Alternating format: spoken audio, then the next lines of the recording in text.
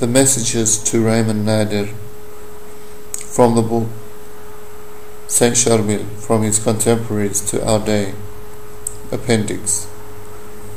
On the night of the 10th of November 1994, as he was praying in the cold open air near Saint Charbel's hermitage, a young married man had an experience new to him of God's love, fatherhood and care.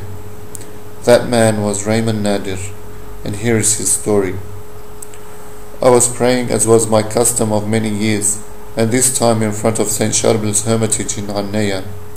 I found myself in another world. Everything had stopped. I could see neither candles, which I had lit, nor the trees, nor the ground anymore. I could hear no sound at all. I could not feel my body. I started seeing, but not with my eyes, things I had never seen in my life. I stopped hearing with my ears, but started hearing things I had never heard before. I started feeling in my heart a feeling that I had never felt before, as if my heart was no longer made of flesh and blood. I saw a strange and amazing light, unlike any light I had ever seen. It was a sea of light that extended from one end of the universe to the other. The sun would look like a candle, a small candle compared to that light. But it was not a natural light. Despite all its strength, it neither dazzled nor burned. A soft and smooth light, gentle, yet strong and powerful at the same time. It had a crystalline color and an extremely clear and pure light. I felt as if I were a tiny drop swimming in a very great sea of powerful crystal light. I felt very safe, like a tiny baby swimming trustfully in the water of his mother's womb. I felt an indescribable joy and a great amazement. I felt as if I were perhaps standing, sitting, or swimming, or something else that I do not know. I was either present before a great being, or in the heart of a very powerful and marvelous being. The perfection of power, of knowledge, and of compassion and love. I felt as if I were in contact with someone, in a strange way, as if I was in contact with all the creatures of the world, together at the same time. It seemed the whole universe had become one, and I was a drop of it, as if the universe melted in this light, and so did I. Then, in a strange way, I entered into a dialogue with that light. He would talk to me without words, without voice, without language, but in a way clearer than any words and more eloquent than any language. That light was talking directly to my soul, and addressing my mind and my heart directly, without passing through my ears or my eyes or any of my senses, of which I was no more aware.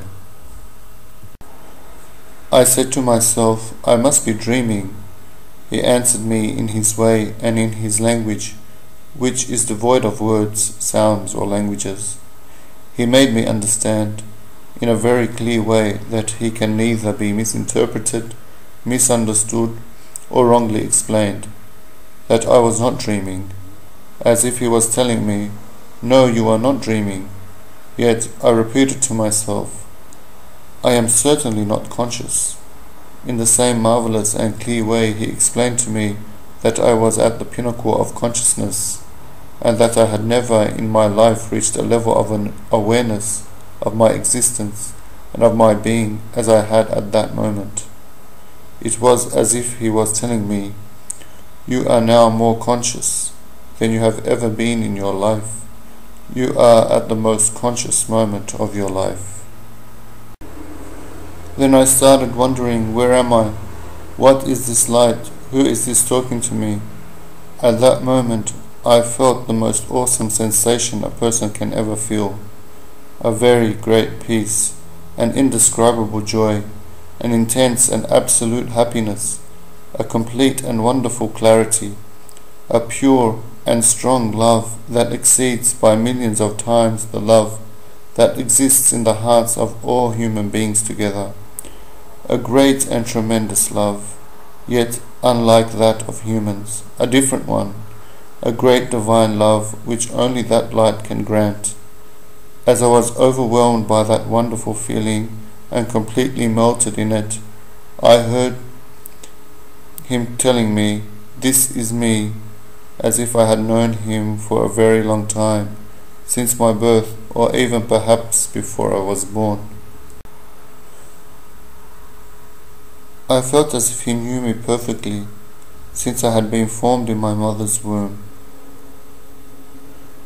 and even before that, as if he knew each and every atom of my body, and knew each and every cell of my brain, and as if he knew the thoughts of my soul and my feelings far better than I did. I felt completely naked in front of him, and I felt that the light went through my body from one side to the other. This light does not cast shadows. He passes through everything. I felt that he entered every corner of my heart. I said to myself and thought that I wanted that light to stay permanently, and that I remain in him always, and that if he wanted to go away, that he might take me with him. But he answered me in his way, as if he was saying to me, "I am always here and everywhere. I do not go anywhere. I am always in time and out of it, in space and out of it." So far, this experience has been repeated 22 times. Each time, Mr. Raymond Nader receives a message. Here we are now publishing most of them according to Raymond. 5 messages are not yet published. Here are their contents. Message 1. Christ is the truth of love incarnate.